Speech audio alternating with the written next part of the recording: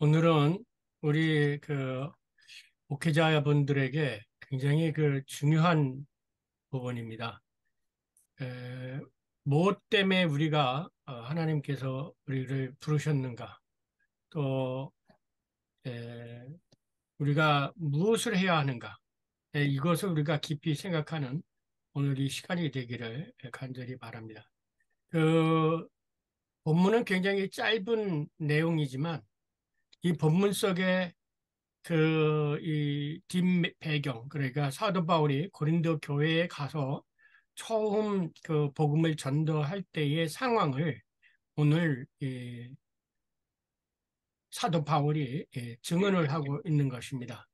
근데 이때의 그 증언의 내용들을 가만히 보면은 사실은 오늘날도 마찬가지로 그 설교가들이, 특히 목회자들이 설교를 할 때 어떻게 그리고 무엇을 그리고 어떤 식으로 전해야 되는가를 우리들에게 말씀해 주는 아주 귀한 내용입니다. 그래서 이 말씀대로 하면은 우리가 어느 곳이든지 하나님께서 항상 함께 하고 그 역사를 실질적으로 경험할 수 있으리라고 생각을 합니다. 예. 오늘날 한국 교회가 굉장히 많지만 제가 이 교회를 많이 돌아다녀 봤어요.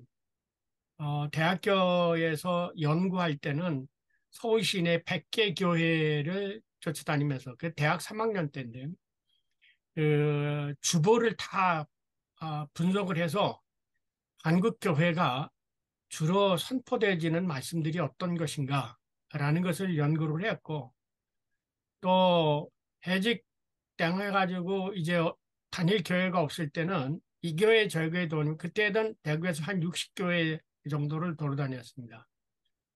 그러면서 말씀을 사모해서 다녔는데 정말 그 복음을 외치는 그런 목사님들이 거의 없으셨어요. 예. 그러면서 이 교회에서, 이 학교에서 가르치는 그 설교학은 굉장히 테크니컬한 것들만 굉장히 많이 가르치고 있습니다.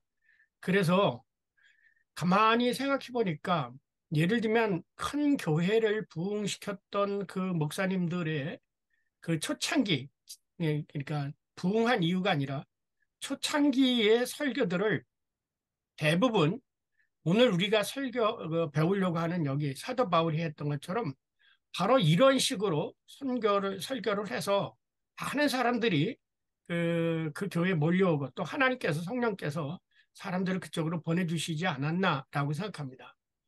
그러니까 예컨대 빌리그레암 목사님의 설교를 초창기의 설교와 나중에 설교를 들어봤고요. 또 그 설교를 통역하신 김정환 목사님의 그 설교 통역 당시, 그러니까는 빌리그레암 목사님 와서 설교를 통역할 당시와 최근에 나든가 이런 거를 설교를 통해 보면은 차이가 있다는 것을 느낍니다. 예. 그게 왜 그럴까? 예. 그만큼 교회가 성장해 가면서 그 처음에 정말 두렵고 떨린 마음으로 하나님의 말씀을 들고 섰을 때에 그 마음이 아니었고 그 성령을 의지하지 않고 자신을 의지함으로 인간적인 세상의 언어나 이런 수사학이라든가 이런 걸로 의존함으로 인해서 결국은 그 설교에 힘이 없어지는 그런 결과를 그것을 경험하게 되어졌습니다. 목회자에게 있어서 가장 큰 힘이라고 생각한다면 그것은 설교의 능력, 설교의 힘, 말씀의 능력. 그런데 그 말씀의 능력을 잃어버리면 그때는 하나의 교회 경영인이 되어지고 사건으로 떨어지고 말입니다. 절대로 교회 성장을 이룰 수 없고 그 교회 성장이 이뤘다 하더라도 그거는 특종의 교인들이 있을 것이고 정말 하나님의 백성들은 아니라고 하는 것을 제가 여러 교회를 통하면서 느끼게 되어졌습니다. 최근에는 굉장히 제가 기쁩니다. 왜냐하면 우리 그 조광명 목사님이 이제 복음을 알아서 복음을 선포하는 걸 보고 정말 눈물 나도록 감사할 때가 자주 있습니다. 왜냐하면 그 조목사님도 그전에는 예화를 들고 뭐 하고 그러는데 요즘은 그런 거 안 하시고 예화를 들어도 꼭 그 성경 안에서 예화를 들으면서 정말 저보다 참 설교를 잘하는구나 라는 것을 그 느끼고 감사해서 하나님께 영광을 돌린 적이 한두 번이 아닌데, 여러분 오늘 이거를 꼭 들으시고 그 기억하셨다가 여러분의 목회 현장 속에 꼭 활용하시기 바랍니다. 가장 중요한 거는 뭐냐면 가장 중요한 건 기도지요. 기도를 하고서 시작을 해야 되는데, 그러나 겉에 나타나는 이 내용들은 여러분이 그 설교를 준비하실 때나, 이게 설교가 아니에요. 사실은 선포지. 음, 제가 이따 말씀드리지만 설교라는 건 말씀 선자 가르칠 거라 가지고 이 말씀을 가르친다고 생각했는데, 이거는 전통상으로 보면 유대계 율법 교사들은 설교를 했습니다. 유대계 율법 교사는 설교를 했는데 왜 설교냐? 토라를 자기네들이 해석해서 가르쳤어요. 예. 그런데 기독교에서 사도 바울이 한 것은 설교가 아니라 선포였어요. 캐리그마, 캐룩소, 카탈레사였다.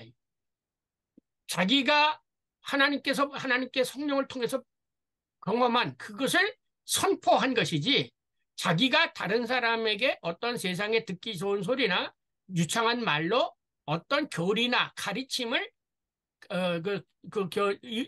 종교적 이론을 가르칠 겨. 그래서 그것을 한문으로 써보세요. 말씀 설자에다가 가르칠 교자를 쓰잖아요. 그래서 제가 오늘은 여기서 이 설교라는 말을 되도록 안 쓰고 선포라는 말을 쓰고 있습니다. 왜냐하면 그 단어 자체가 설교라는 의미가 아니라 선포이기 때문이다. 그러면 왜 한국에서는 이것을 설교라고 한문으로 썼느냐? 그거는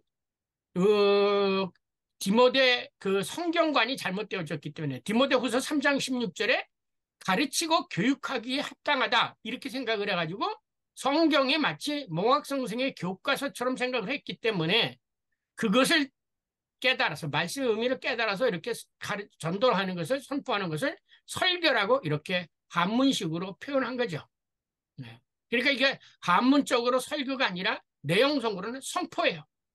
선포라는 것은 객관적 사실에 대한 그냥 어제 예수가 부활했어, 마치 기사처럼, 신문 기사처럼 부활했어, 어떤 일이 일어났어 하고 하는 것이지, 이것을 가지가 의미를 붙여가지고 자기가 이렇게 하는 그런 게 아닌 거예요. 그러니까 초대교회 사도 바울서부터 그리고 베드로서부터, 근데 여러분의 대학에서 설교 배울 때 그렇게 안 배웠었잖아요. 네. 설교는 설교가 아니라 선포예요, 선포. 그러니까 베드로의 설교라고 얘기하는 사도행전이나 그 다음에 스데반의 설교를 잘 분석해 보세요. 거기는 스데반이가 무슨 거기다 해석을 붙이거나 혹은 베드로가 해석을 붙여서 가르친 게 아니에요. 뭐라고 그랬냐면 이 일에 우리가 증인이다 이렇게 선포하는 거예요. 경험한 것을 그냥 보고하는 거예요. 내가 이런 일이 있었는데 이런 일이 일어났다라고 하는 것이지, 그것을 이 인간의 말로 풀어가지고 자세하게 가르치는 그게 아니라는 거예요. 그런데 지금까지 많은 교회나 신학계에서 목사님들이 설교를 한다고 생각합니다. 교회에서 선포되어지는 것은 설교가 아니라 그냥 선포예요. 캐룩소가 뭡니까? 캐리그마가 선포하다는 뜻이잖아요. explain, proclaim, 선포하는 거예요. 그럼 뭘 선포하느냐? 예수 그리스도의 하나님의 역사를 선포하는 거예요. 하나님이 무슨 일을 하셨고 예수님이 어떤 일을 하셨고라고 하는 것을 선포하는 거예요. 그래서 그 선포의 주체도 인간이 아니라 성령이에요. 오늘은 이 얘기를 자세히 말씀드리려고 합니다. 원래 정경련 교수님은 고린도 2장을 두 부분으로 나눠가지고 2장 1절 그리고 바울의 설교, 그리고 2장 6절서부터 16절을 하나님의 지혜의 선포자 바울 이렇게 구분했는데, 저는 요 둘째 부분을 더 세분해가지고 성령을 통한 계시, 곧 지혜의 성령과 그 다음에 성령을 통한 계시가 당시대에 지배하겠던 영지주자의 영지와 뭐가 다르냐, 이제 요게 가장 중요합니다. 이제 다음 시간에 하는 것이 굉장히 중요한데, 그래서 많은 신학자들은 이 바울이 이 6절서부터 10절에 있는 말씀을 보고 바울이 영지주의의 영향을 받았다 이런 얘기를 하는데, 이것은 영지주의와 성령의 역사를 구분하지 않기 때문에 그래. 그러니까 철저하게 성령의 역사와 그 당시 영지주의자들이 얘기하는 영적 지혜 혹은 영적 지식과는 전혀 다른 것입니다.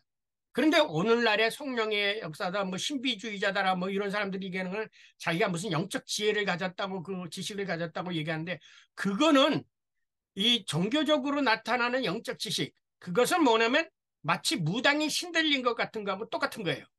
그거와 성령의 역사는 다른 거죠.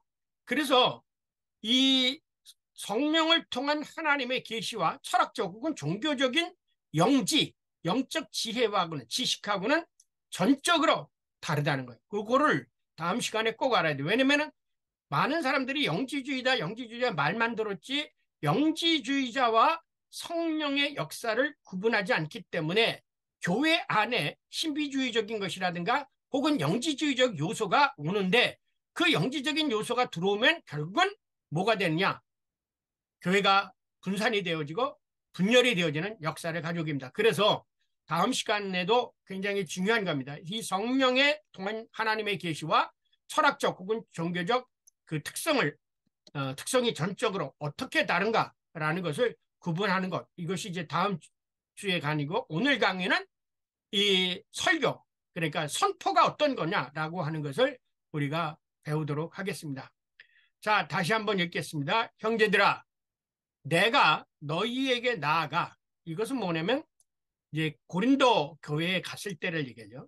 여기서 하나님의 증거를 전할 때, 이게 전할 때라는 말이 선포라는 뜻이에요.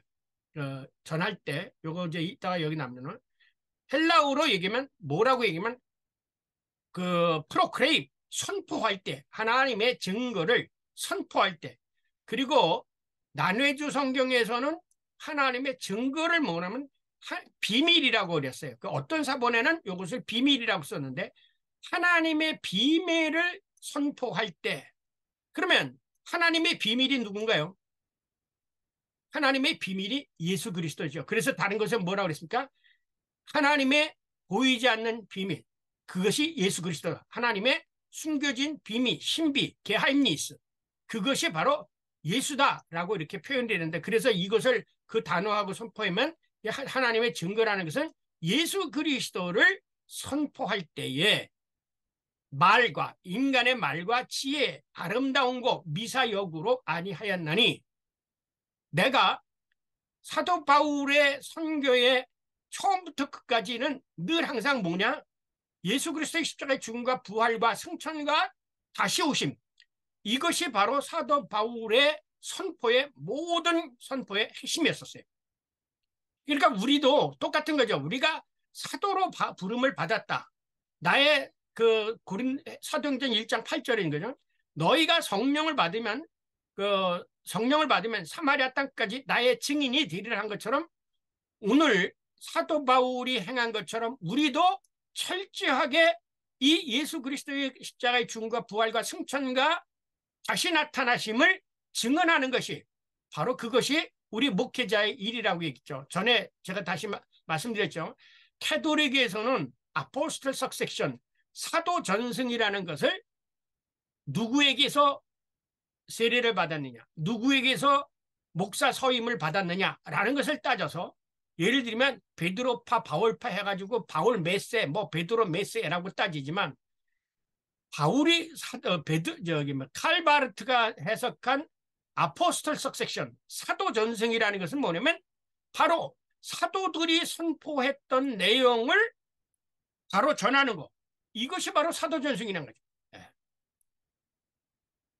그것을 전하는 게 바로 사도 전승. 그러니까 뭐냐면 요 예수 그리스도의 십자가의 죽음과 부활과 지금 부활하셔서 살아계시고 언젠가 우리들이 눈으로 볼 수 있는 것처럼 다시 나타나실 것을 증언하고 선포하는 것. 이것이 사도의 임무요 목회자의 사명이라는 거죠. 그래서 우리는 참된 목회자라고 얘기할 때 무슨 도덕적으로 뭘 하고 선행을 한 거는 참된 목회자가 아니라 참된 목회자는 이 캐리그마를 바로 전하는 자가 참된 목회자예요. 참된 설교가.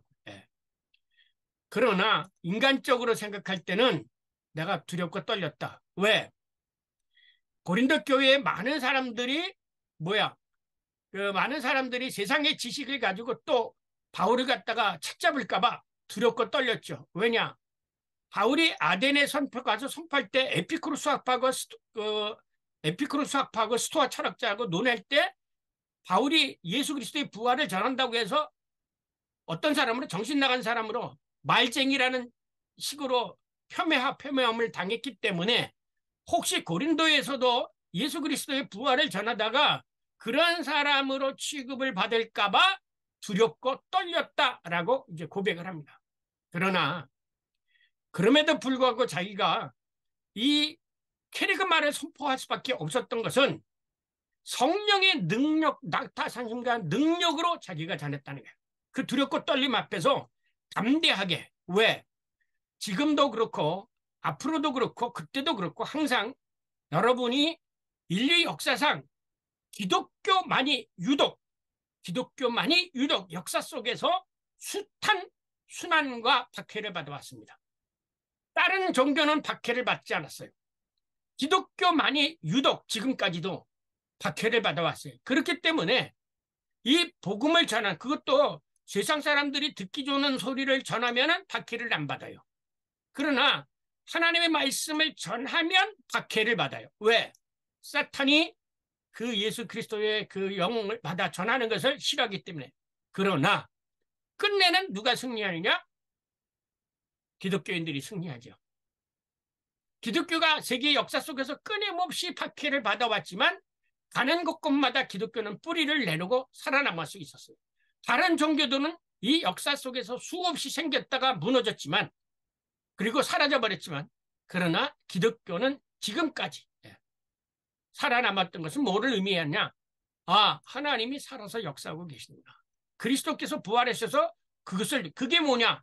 하나님의 능력이 나타난다는 거죠. 예. 자, 이것이 이제 이 본문에 있는 말씀의 내용입니다. 하나님의 능력으로 행한 설교.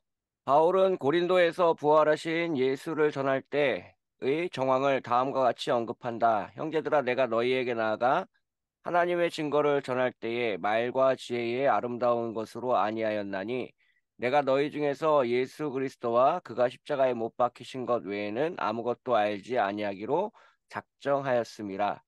고린도전서 2장 1절 2절 말씀. 왜냐하면 앞선 제8장에서도 언급하였듯이 바울은 다메섹으로 가는 도상에서 부활하신 주님을 처음 만났을 때부터 부활의 주님을 전파하도록 부르심을 받았기 때문이다. 주께서 이르시되 가라, 이 사람은 내 이름을 이방인과 임금들과 이스라엘 자손들에게 전하기 위하여 택한 나의 그릇이라. 사도행전 9장 15절 말씀. 그래서 사도 바울은 고린도 교회 공동체 교우들에게도 그리스도께서 나를 보내심은 침례를 베풀게 하려 하심이 아니요 오직 복음을 전하게 하려 하심이로되 말의 지혜로 하지 아니함은 그리스도의 십자가가 헛되지 않게 하려 함이라고 선언하였다. 그래서 전경현 교수는 사고를 내가로 번역하지 않고 나도로 번역하였다. 전 교수님의 카고를 나도로 번역한 것은 내 여호와 하나님, 내가 지혜 있는 자들의 지혜를 멸하고 총명한 자들의 총명을 패하리라. 고린도전서 1장 19절의 말씀을 염두에 두고 번역한 것이라고 볼 수 있다. 즉 사도 바울은 하나님의 뜻에 상응하게 인간의 말, 곧 우아하고 유식한 말로 인간의 지혜를 전하지 않고 오직 캐리그마만을 선포하였다는 뜻이다. 왜냐하면 그는 캐리그마에 미련한 것으로 믿는 자를 구원하시는 이것이 바로 하나님의 뜻이라고 생각하였기 때문이다. 그러므로 인간의 유식한 말과 미사 여구로 인간의 지혜를 전하는 자들, 그리고 그러한 것을 듣기 좋아하는 당시 고린도 사람들 앞에서 사도 바울이 처음 선교할 때 그는 오히려 두려워하였다고 실토한다. 내가 너희 가운데 거할 때에 약하고 두려워하고 심히 떨었노라. 왜냐하면 바울은 실제로 아덴에서 선교할 때도 에피쿠로스와 스토아 철학자들에게 이방신을 전하는 말쟁이로 취급당하였기 때문이다. 어떤 에피쿠로스와 스토아 철학자들도 바울과 쟁론할세 어떤 사람은 이르되 이 말쟁이가 무슨 말을 하고자 하느냐 하고 어떤 사람은 이르되 이방신들을 전하는 사람인가 보다 하니 이는 바울이 예수와 부활을 전하기 때문이로라. 그래서 바울은 고린도에서 선교할 때도 자신의 말 혹은 설득력 있는 지혜의 말로 하지 아니하고 다만 성령의 나타나심과 능력으로 선포하였다고 고백한다.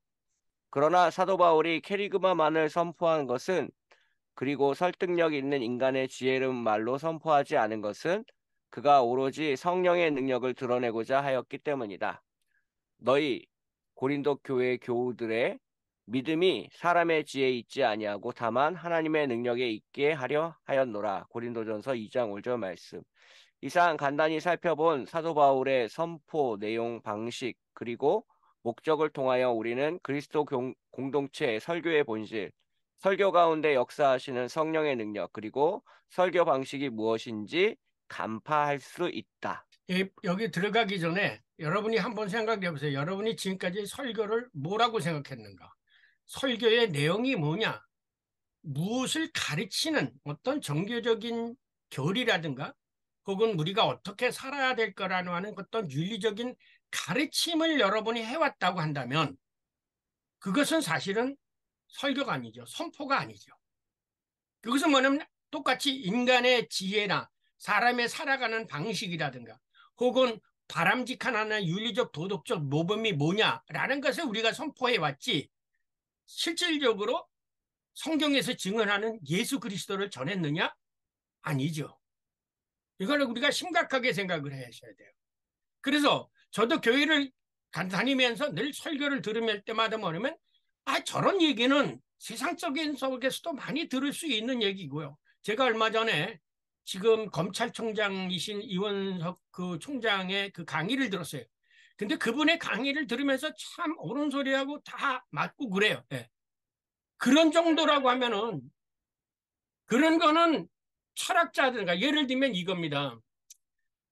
김영석 교수님이라고 아시죠 혹시? 연세대학교 철학과 교수님이고 100세를 넘게 사신 분이에요. 그 김영석 교수님이 교회를 많이 돌아다니면서 강연을 하십니다.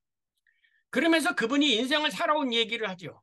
그리고 어떻게 사는 것이 바람직한 것이고 어떻게 사는 것이 행복한 것이고 어떻게 사는 것이 다 이웃과 더불어 사는 방법인지 그런 걸 얘기를 하셔요. 그러면 그게 설교냐? 그건 설교가 아니죠.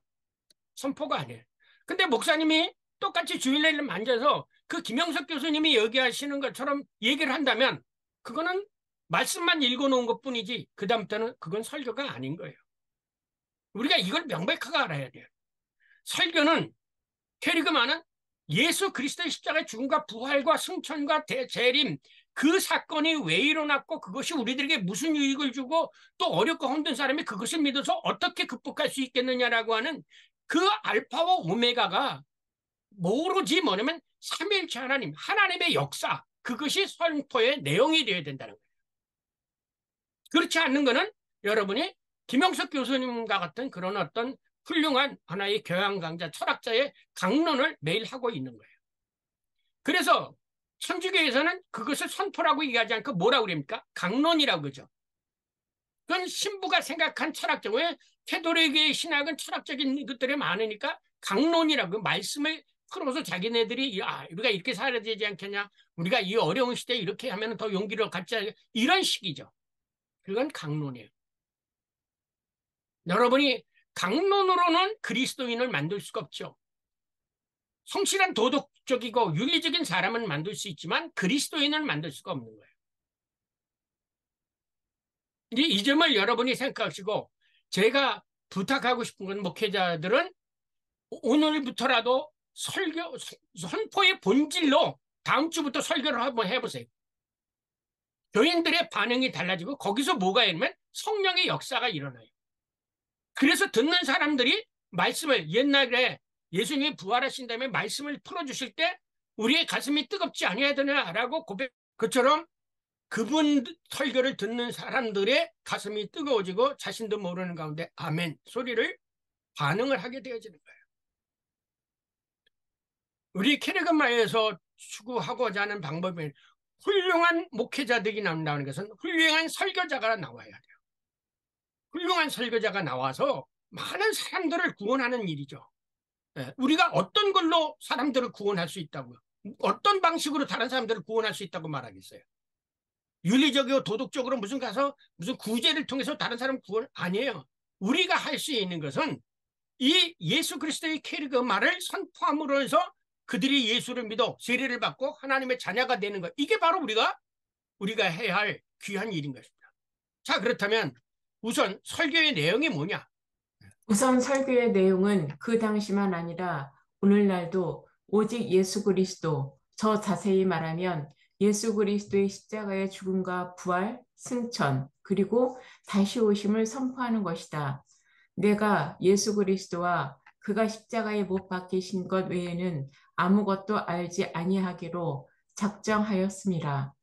그래서 사도 바울은 일찍이 사도의 임무는 캐리그마를 선포하는 것임을 깊이 깨닫고 있었다.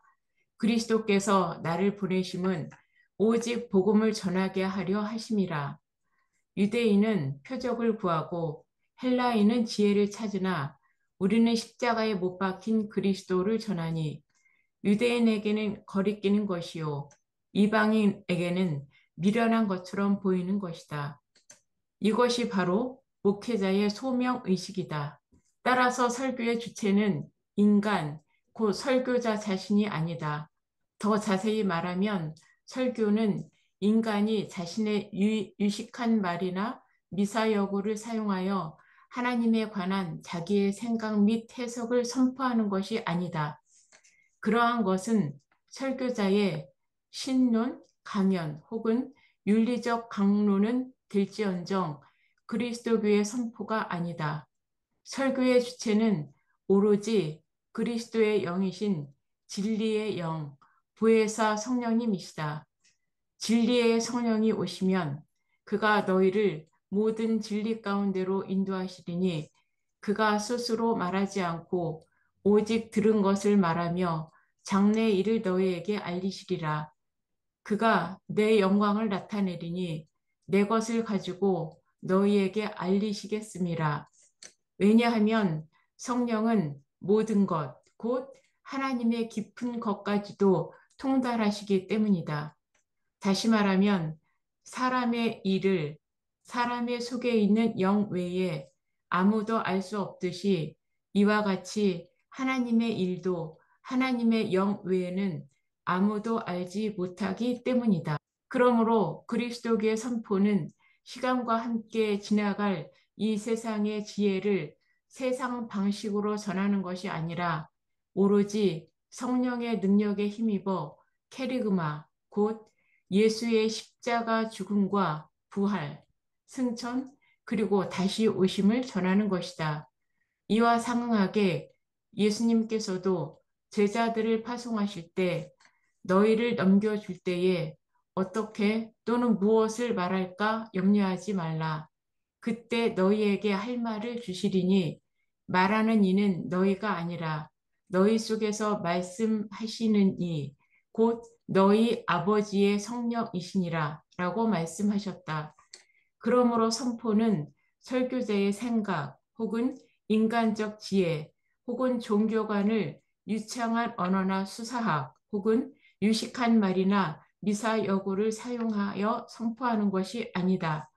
선포는 오직 진리의 영, 곧 성령의 능력으로 전하는 것이다. 따라서 성령의 능력을 힘입어 전하는 선포는 당연히 캐리그마, 곧 예수 그리스도의 십자가의 죽음과 부활, 승천, 그리고 다시 오심에 대하여 증언할 수밖에 없다. 그러므로 오순절 성령 받은 사도 베드로도 성령 충만한 집사 스데반도 캐리그마를 선포한 것이다. 이 예수를 하나님이 살리신지라 우리가 다 이 일의 증인이로다. 하나님이 오른손으로 예수를 높이심에 그가 약속하신 성령을 아버지께 받아서 너희가 보고 듣는 이것을 부어 주셨느니라.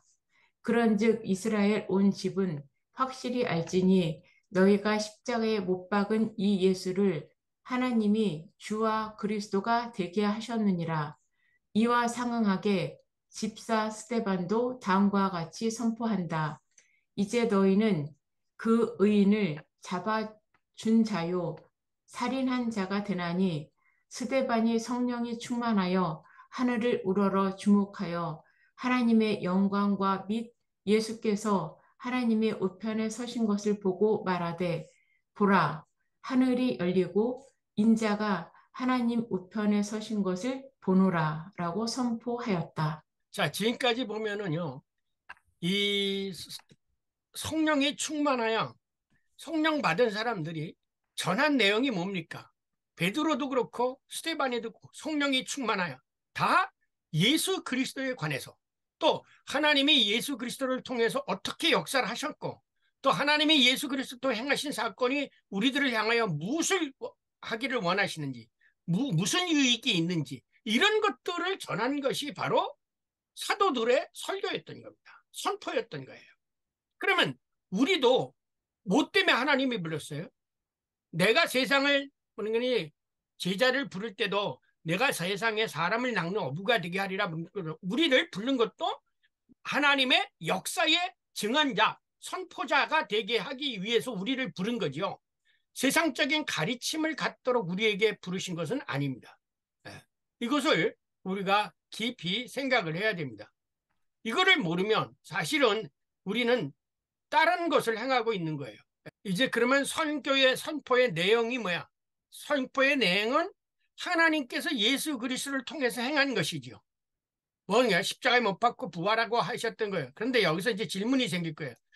교수님, 그렇다면 매일 이런 얘기만 하면 됩니까? 그건 매일 똑같은 소리 아니겠습니까? 이렇게 질문을 할 거예요. 그런데 제가 말씀을 드리는 거는 예수 그리스도의 십자가의 죽음과 부활과 승천과 재림의 그 퍼스펙티브를 가지고 성경을 보시라는 거예요. 그러면은 성경의 모든 증언들이 다 어떻게 연결이 되었냐면 예수 그리스도의 십자가 죽음과 부활과 연결이 되어 있다는 거예요. 그것이 참 놀라운 거예요. 그러니까 예수님이 그랬잖아요. 너희가 구약에서 생명을 얻는 줄 상고하거니와 이 구약이 나에게 대해서 얘기했다. 이렇게 말씀하신 것처럼 구약도 이렇게 따지고 보면 예수 그리스도에 관한 얘기고요.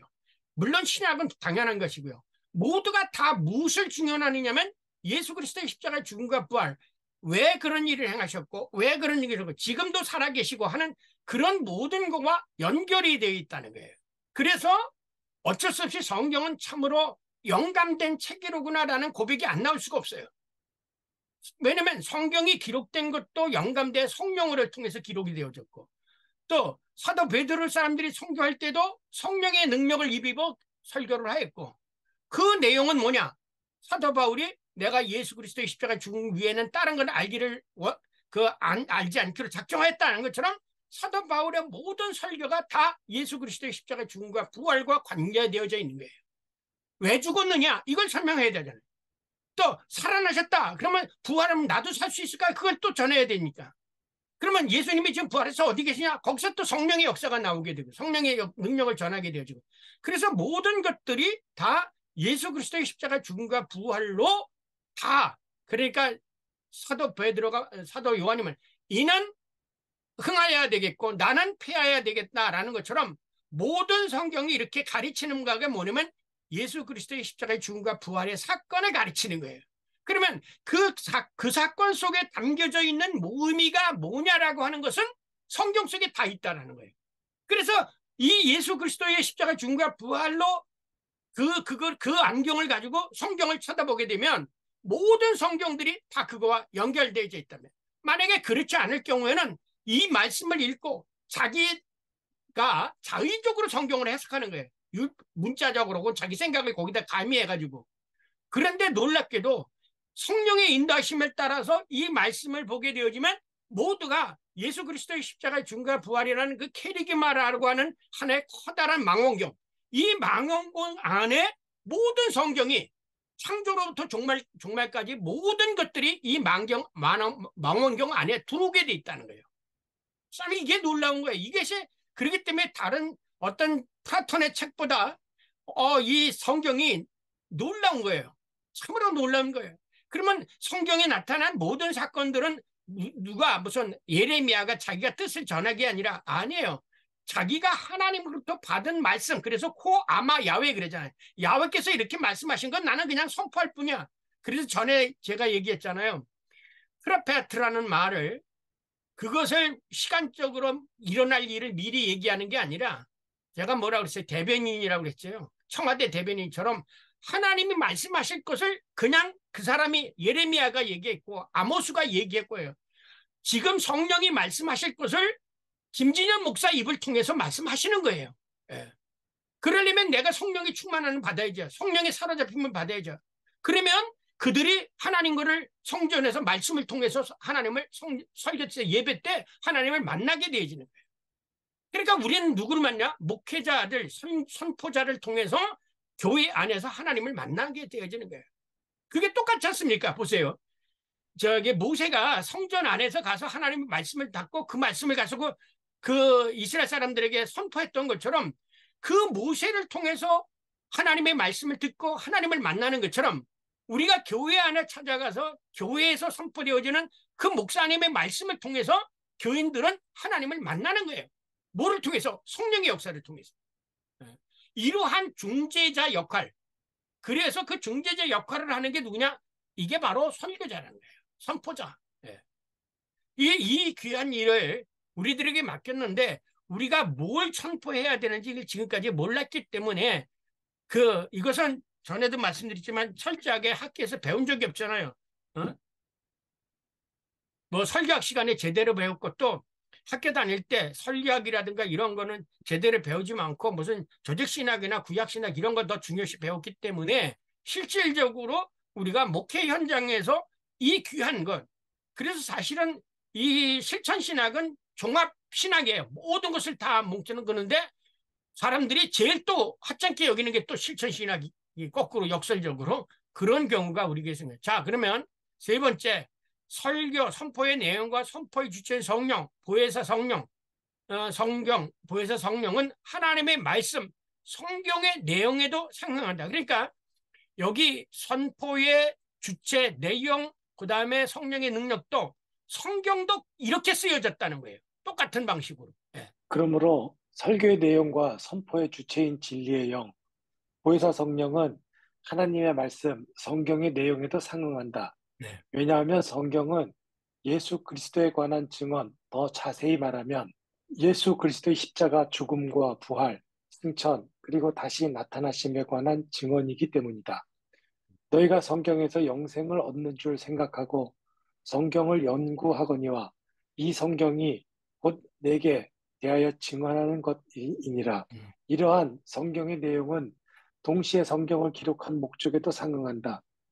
예수께서 제자들 앞에서 이 책에 기록되지 아니한 다른 표적도 많이 행하셨으나 오직 이것을 기록함은 너희로 예수께서 하나님의 아들 그리스도이심을 믿게 하려 하며 또 너희로 믿고 그 이름을 힘입어 생명을 얻게 하려 함이니라. 이 말씀에 의하면 성경을 기록한 목적은 예수가 하나님의 아들 그리스도이시라는 것을 증언하여 그를 믿는 자들의 생명을 구원하기 위한 것이다.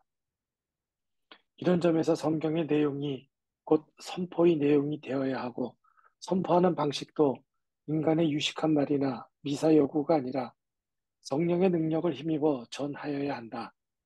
한 걸음 더 나아가 성경을 기록한 목적 및 선포의 목적은 성경의 용도와도 일치한다.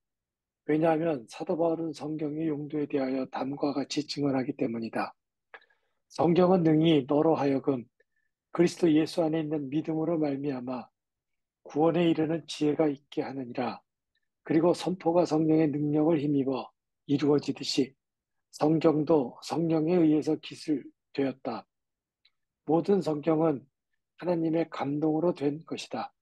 이와 같이 그리스도교 복음 선포의 주체가 진리의 영, 보혜사 성령님 믿으시 하나님 말씀, 곧 성경을 기록한 주체도 바로 진리의 영, 보혜사 성령님이다.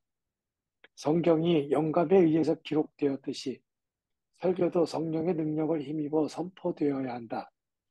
그러나 지금까지 많은 개혁교회 전통의 목회자들은 성경의 용도를 교훈과 책망과 바르게 함과 의로 교육하기에 유익하니라 에서 찾았다. 그러나 이것은 구약과 신약 성경을 단지 구약의 율법책 혹은 윤리 교과서와 같은 것으로 이해함으로써 비롯된 것이다. 그런데 바로 이러한 성경 이해는 사실은 자유주의 신학자들의 성경 이해다. 그래서 그들은 선포 및 전하다를 설교로 곧 종교 이론 및 교리를 가르치는 것으로 번역한 것이다. 그러나 신구약 성경은 율법책 이전에 예수 그리스도에 관한 복음이다. 그래서 마가는 하나님의 아들 예수 그리스도의 복음, 기쁜 소식, 곧 캐리그마의 시작이라고 증언하고 있다. 그리고 예수님께서도 너희가 성경에서 영생을 얻는 줄 생각하고 성경을 연구하거니와 이 성경, 구약 성경이 곧 내게 예수 그리스도에 대하여 증언하는 것이니라 라고 선언하셨다. 따라서 구약 성경과 신약 성경 모두 예수 그리스도에 관한 이야기, 곧 캐리그마, 더 자세히 말하면 예수 그리스도의 십자가 부활과 죽음과 부활, 승천, 그리고 다시 오심에 관한 소식이다. 그리고 구약의 증언에 의하면 여호와 하나님께서 아브라함에게 너는 너의 고향과 친척과 아버지의 집을 떠나 내가 네게 보여줄 땅으로 가라. 내가 너로 큰 민족을 이루고 네게 복을 부어 네 이름이 창대하게 하리니 너는 복이 될지라 라고 약속해 주신 것처럼 예수님께서도 비로소 전파하여 이르시되 내게 하라 천국이 가까이 왔느니라 라고 선포하셨다. 모형론적으로 이해하면 젖과 꿀이 흐르는 가나안 땅이나 하나님의 나라는 유비적으로 모형과 원형의 관계 속에 있다. 즉 구약과 신약의 내용은 모두 복음이다. 그래서 예수님께서 내가 율법이나 선지자를 폐하러 온 줄로 생각하지 말라. 폐하러 온 것이 아니요 완전하게 하려 함이라 라고 말씀하신 것을 고려할 때 복음은 곧 율법의 완성이다. 다시 말하면 구약의 율법은 예수 그리스도에 관한 복음으로 완성된 것이다. 따라서 신구약 성경은 이제 더 이상 몽학 선생의 교과서가 아니다. 구약은 오실 메시아에 대한 약속, 언약이라는 점에서 율법의 형태를 가진 복음으로 이해되어야 한다. 즉 구약의 율법 속에도 신약의 복음적 요소가 있고 신약의 복음 속에도 율법적 요소가 있다. 그러므로 그리스도인의 믿음은 인간의 이성적 지식 및 지혜에서 비롯된 것이 아니라 온전히 성령의 은혜라고 바울은 선포한다. 너희 믿음이 사람의 지혜에 있지 아니하고 다만 하나님의 능력에 있게 하려 하였노라. 5절. 더 자세히 말하면 내가 너희에게 알리노니 하나님의 영으로 말하는 자는 누구든지 예수를 저주할 자라 하지 아니하고 또 성령으로 아니하고는 누구든지 예수를 주시라 할 수 없느니라. 고린도전서 12장 3절라고 바울은 확언한다. 이 말은 그리스도에 대한 믿음은 인간 이성의 실존적 결단이 아니라 그리스도의 영, 곧 진리의 영, 보혜사 성령의 능력을 받아들이는 고백 행위이다. 그래서 예수님도 시몬 베드로가 대답하여 이르되 주는 그리스도시요 살아계신 하나님의 아들이시니이다 막 라고 고백하였다. 고백하였을 때 예수께서 대답하여 이르시되 바요나 시몬아 내가 복이 있도다 이를 내게 알게 한 이는 혈육이 아니요 하늘에 계신 내 아버지니라고 말씀하신 것이다. 예, 그렇죠. 예수를 하나님의 아들로 주임으로 고백할 수 있는 것도 성령의 역사요. 또 사도 바울이 고린도 교회에 가서 설교할 때도 선포할 때도 성령의 능력으로 선포했고 성경도 영감, 성령에 의해서 되어졌고 이 구약의 예언자들도 성령에 충만하는 바다 코아마 야훼 자기 뜻을 전한 게 아니라 하나님의 말씀을 전한 거고요. 이 성령의 능력 안에서 전했는데 방법론상이나 그런 것은 성령의 역사이고 그러면 내용은 뭐냐? 내용은 뭐냐면 예수 그리스도의 십자가의 죽음과 부활이고 그 다음에 그것을 이루게 하신 분은 뭐냐? 하나님의 뜻이죠. 그래서 구약과 신약이 삼위일체론적으로 서로 다 연관이 되어져 있는데 그 핵심의 내용은 바로 캐리그마다 이거예요. 성경의 전체를 이렇게 꿰뚫어 보면 그래서 여러분이 제가 이 성경론을 성서론을 안 썼는데 다 써놓으면 제가 쓴 논문 가운데 말씀의 삼위일체론적 통일성이라든가 그런 여러 논문이 있습니다. 그걸 보시면 철저하게 성령과 삼위일체론적인 연관성이 말씀으로 하나가 되어 있어요. 그러니까 뭐라고 그랬잖아요. 내가 말하는 것은 내 말이 아니야. 누구 말? 예수님 그랬어요. 아버지께서 내 안에서 말씀하신다고 그랬고, 성령이 와서 말씀하실 때 그가 자유로 말하지 않고 내가 말한 것을 생각나고 기억하게 하신다고 그랬죠. 이렇게 그러면 그래서 바르트는 뭐냐고 그러면 말씀의 세 가지 양태를 가져요. 기록된 말씀, 화육된 말씀, 선포된 말씀. 그것을 설교라고 하지 않을까. 선포된 말씀이라고 그랬어요. 바르트는. 그 선포된 말씀이 뭐냐? 목회자가 목사님이 주일날 하는 그 선포가 하나님의 말씀이라는 거죠. 그건 뭐를 전제한 거냐? 이 목사님이 철저하게 하나님의 말씀 성경에 기초해서 전한 거고, 그 성경의 내용이 말씀이 육신이 되신 예수 그리스도의 내용이기 때문에 바르트는 설교자가 선포된 하나님의 말씀이라고 그렇게 선포한 거예요. 그러니까 이게 삼일체론적으로 다 통일성이 있는데, 오늘 그럼 설교자가 선포한 게 하나님의 말씀으로 그렇게 선포되고 있느냐? 아니죠. 뭐부터 생각하냐? 아, 내가 오늘 뭘 전할까? 무슨 말을 할까? 이거부터 생각하는 거예요. 네. 그거는 철저하게 잘못된 겁니다. 그래서 설교할 때 기도하라고 말씀드리는 것은 뭐냐면, 말씀의 영인 성령께서 그 말씀을 깨닫게 하시고 그것을 무엇을 선포해야 할지를 우리들에게 가르쳐 주세요. 부활하셔서 살아계셔서 가르쳐 주세요. 한번 해보세요. 하나님 말씀을 가르쳐 주십니다. 네. 그런데 이게 또 이제 왜 어렵냐면, 여러분을 그렇게 선포하지 못하도록 우리들에게 엄습해오는 그 악한 영이 있다는 거예요. 그래서 이제 사도 바울은 이 말씀을 전할 때 순교를 각오하고 선포했어요. 그래서 여러분이 목회하실 때, 설교할 때는 오늘 내가 형장으로 끌려간다. 누가 듣든지 맞는지, 나는 이 말씀을 선포해서 받아들이는 사람이 있고 안 받아들이는 사람이 분명히 있어요. 안 받아들이는 사람은 여러분을 저주할 것이고, 받아들이는 사람은 아멘하고 받아들일 것인데, 그러한 영적 싸움의 현장에 내가 지금 간다. 설계대에 쓴다는 것은, 선포대에 쓴다는 것은 내가 그 영적 현장에 가는 거예요. 특별히 이 선교하시는 분들은 더욱 그것이 절감하죠. 내가 이 예수 그리스도를 선포하다가 돌에 맞아 죽을 수도 있고, 이 예수 그리스도를 증언하다가 쫓겨날 수도 있고, 어떤 사도 바울의 경우처럼. 그러기 때문에 사도 바울은 가는 곳곳마다 쫓겨다니고 도망다니고 그랬잖아요.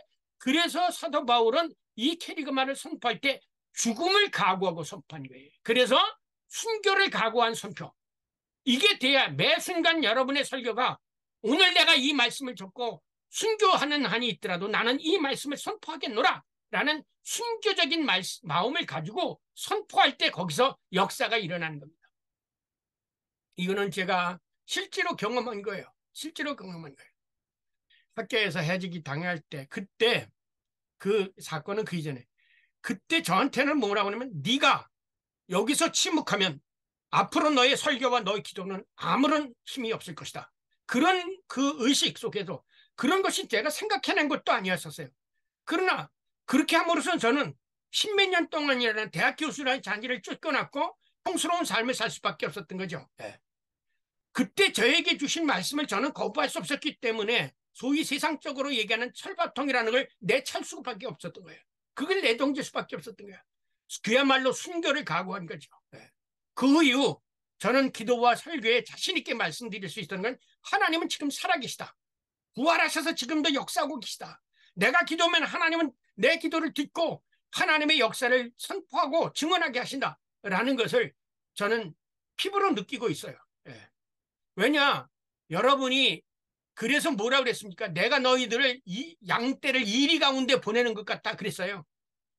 선교사를 보낼 때, 제자들을 파송할 때. 이 순교를 각오한 선포, 그러나 앞절에서 해설한 키리그마를 선포할 때, 곧 하나님의 능력으로 행한 선포를 행할 때 바울은 순교를 각오하고 행하였다고 전경현 교수는 해석한다. 왜냐하면 사도 바울이 선포한 것은 하나님에 관한 증거, 곧 하나님께서 십자가에 죽은 예수를 다시 살리셨다고 증언하였기 때문이다. 하나님이 주를 다시 살리셨고 또한 그 권능으로 우리를 다시 살리시리라. 고린도전서 6장 14절 말씀. 이것은 부활하신 주님을 만난 사도 바울로서는 부인할 수 없는 명백한 사실이기 때문에 어떠한 고난이 닥쳐도 선포할 수밖에 없었다. 이와 상응하게 유대교 대제사장이 예수님께 내가 하나님의 아들 그리스도인지 우리에게 말하라 라고 촉구하였을 때 예수님께서도 부인할 수 없는 명백한 사실이기 때문에 내가 말하였느니라. 그러나 내가 너희에게 이르노니 이후에 인자가 권능의 우편에 앉아 있는 것과 하늘 구름을 타고 오는 것을 너희가 보리라라고 증거하셨다. 그런데 바로 이러한 시인 때문에 예수님은 신성모독죄로 십자가 처형을 당하셨다. 그뿐만 아니라 바울도 실제로 예수 그리스도의 십자가 죽음과 부활, 승천 그리고 다시 오심을 선포하다가 죽음의 고비를 넘긴 적이 있었다. 생각해보자 인류의 역사 속에서 참 그리스도인들이 박해받지 않은 시기가 언제 있었는가? 그래서 이를 미리 아시고 예수님은 하나님 나라의 복음을 선포하도록 제자들을 보내실 때 보라, 내가 너희를 보냄이 양을 이리 가운데로 보냄과 같도다. 사람들을 삼가라. 그들이 너희를 공회에 넘겨주겠고 그들의 회당에서 채찍질하리라. 라고 말씀하셨다. 그러나 예수님은 제자들에게 분명히 말씀하셨다. 세상에서는 너희가 환난을 당하나 담대하라. 내가 세상을 이기었노라. 라고 확언하셨다. 이러한 점에서 그리스도의 증언자, 곧 캐리그마를 선포하는 것은 순교의 길을 가는 것과 같다. 그러나 최후의 승리는 이 세상의 관원과 시간과 함께 지나갈 이 세상의 지혜와 지식이 아니라 오히려 성령의 능력으로 선포된 캐리그마를 믿는 그리스도인에게 있다. 이 말씀을 기억해서 보세요. 공산주의자들이 오는 기독교를 가장 싫어합니다. 그랬을 때 그들이 만약에 이 남한을 침략하면 되는 누구, 전에도 말씀드린 누구부터 죽일까요? 기독교인부터 죽입니다. 그리고 북한의 공산당이 들어서면서부터 제일 먼저 했던 게 뭐냐면 그리스도인들을 죽이는 일이에요. 그래서 북한에서 남한으로 제일 먼저 내려왔던 사람들이 전부 그리스도인이었어요. 이게 역사적 사실이에요. 그거든요. 이게 깊이 생각할 거예요. 이 종교적인 전쟁이 아니라 이거 종교적인 것을 떠나서 모든 종교들 가운데서 가장 박해를 많이 당하고 피를 가장 많이 흘린 그거는 바로 기독교인들이에요. 그렇기 때문에 복음을 바로 전하는 사람은 제일 먼저 뭐를 각오해? 순교를 각오할 수밖에 없었죠. 그래서 여러분은 이번에 우리 이장석 박사님 강의 교부들이 신학하지만 오리겐 같은 사람은 처음부터 순교당할 각오를 가지고 신학을 연구한 거예요. 그리스도의 복음을 아폴레기트 변증하기 시작한 거예요. 그렇기 때문에 여러분 뭐냐면 여러분이 교회에서 이렇게 스토리라고 원래 스토리라는 게 아니라 영대라고 하죠. 영적 교회. 이렇게 빨간 거구나 우리 예수교 장로의 통합집회는 이렇게 파란 거 이렇게 해서 글치잖아요. 그게 뭔지 아십니까? 그게 십자가예요. 십자가. 매번 하나님의 말씀을 선포하라고 올라갈 때 내가 십자가를 짓고 올라간다 그러는 거지 무슨 뭐 이쁘게 보이려고 한 게 아닌 거예요. 그게. 그러니까는 내가 설교대에 섰을 때 선포할 때 내가 이 말을 선포에다가 죽을 수도 있다라는 마지막 설교라는 마음을 가지고 우리가 선포할 때 거기서 역사가 일어나는 거예요. 자, 요거는 이제 삼일체는 좀 통일성이니까 요거는 학문적인 거예요. 이상 고린도전서 2장 1절부터 5절을 고려할 때 하나님 말씀 선포는 삼위일체론적 통일성 속에서 이루어진다. 사도 바울이 고린도에서 처음 캐리그마, 곧 예수 그리스도의 십자가의 죽음과 부활, 승천 그리고 다시 오심을 선포할 때 삼위일체 하나님 말씀의 통일이 일어났다. 왜냐하면 사도 바울은 인간의 말로 복음을 선포한 것이 아니라 성령 하나님의 능력을 힘입어 선포하였기 때문이다. 그리고 사도 바울이 선포한 말씀의 내용은 바로 아들 하나님, 예수 그리스도에 관한 이야기이다. 이러한 현상은 오늘날도 동일하게 일어난다. 그러나 진리의 성령이 오시면 그가 너희를 모든 진리 가운데로 인도하시리니 그가 스스로 말하지 않고 오직 들은 것을 말하며 장래의 일을 너희에게 알리시리라. 그가 내 영광을 나타내리니 내 것을 가지고 너희에게 알리시겠습니다. 무릇 아버지께 있는 것은 다 내 것이라. 그러므로 내가 말하기를 그가 내 것을 가지고 너희에게 알리시리라. 자, 보세요. 여기 속에서 뭐라 써요? 아버지에게 있는 것이 다 내 것이었다고 그래요. 근데 그 예수님이 하신 말씀을 또 누가 말합니까? 성령이 말씀하시죠. 그러니까 아버지의 말씀이, 그래서 예수님이 그랬잖아요. 내가 자유로 말하는 것이 아니라 내 안에서 누가 말씀하신다? 하나님 아버지가 말씀하신다. 그런데 성령이 와서 예수가 하신 말씀을 다시 말하죠. 누구를 통해서? 설교자들을 통해서, 선포자들을 통해서. 그래서 여기에 아버지의 말씀, 예수 그리스도의 말씀, 성령의 말씀이 삼위일체적인 통일성을 갖는 거죠. 그리고 사도 바울이 성령의 능력으로 하나님의 지혜를 전한 것은 구약 성경이 증언한 아버지 하나님의 뜻을 전하기 위한 것이었다. 내가 지혜 있는 자들의 지혜를 멸하고 총명한 자들의 총명을 폐하리라.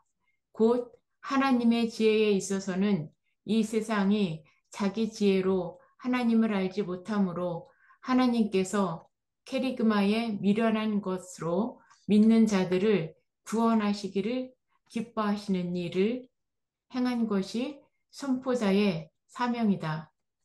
이상 간단히 살펴본 하나님 말씀의 삼위일체론적 통일 속에서 캐리그마를 선포하는 것이 바로 사도 및 설교자의 임무이다.